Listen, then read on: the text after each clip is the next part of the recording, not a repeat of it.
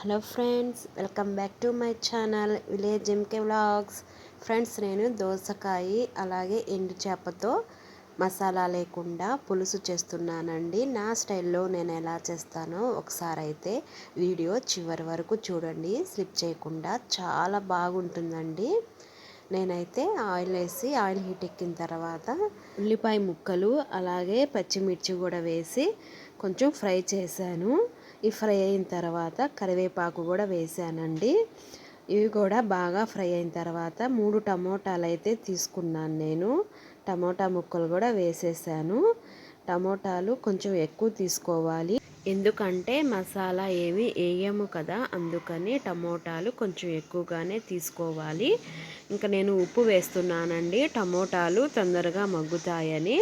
టమోటాల్లో ఉప్పు వేస్తే తొందరగా మగ్గుతుంది. ఇంకా నేనైతే ఇక్కడ చేపల్ని నానబెట్టేస్తున్నాను. చూసారు కదా, ఇవైతే కొన్ని ఉప్పు చేపలు, కొన్ని అయితే చప్పిడి చేపలండి.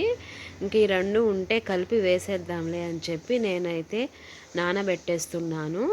చూసారు కదా, ఇప్పుడు ఈ బాగా మగ్గిపోయాయండి టమోటాలు. కొంచెం పసుపు వేసి ఇంకొంచెం ఫ్రై అయితే చేస్తున్నాను. ఇలా ఫ్రై అయిన తర్వాత దోసకాయ ముక్కల్ని కూడా వేసేస్తున్నానండి.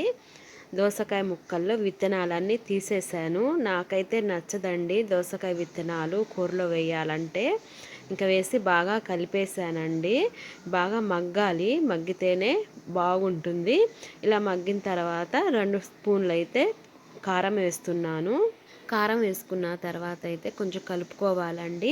ఇలా కలుపుకున్న తర్వాత అయితే ఒక అర గ్లాసు నీళ్ళైతే పోసి కొంచెం ఉడకనిస్తున్నాను.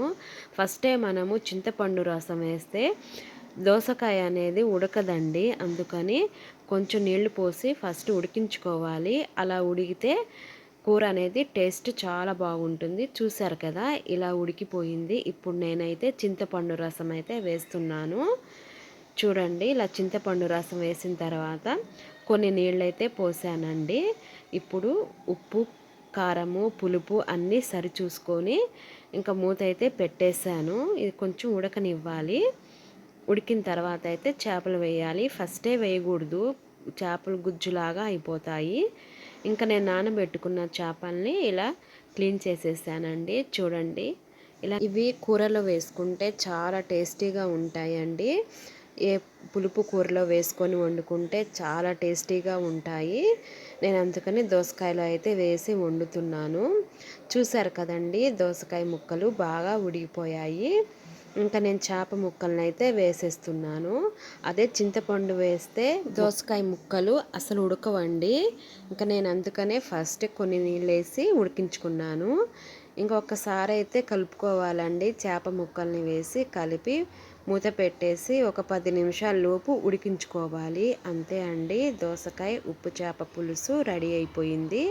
చూశారు కదా, ఇలా సింపుల్గా అయిపోతుందండి, మసాలా లేకుండా. చాలా టేస్టీగా ఉంటుంది. ఒకసారి మీరు ట్రై చేయండి.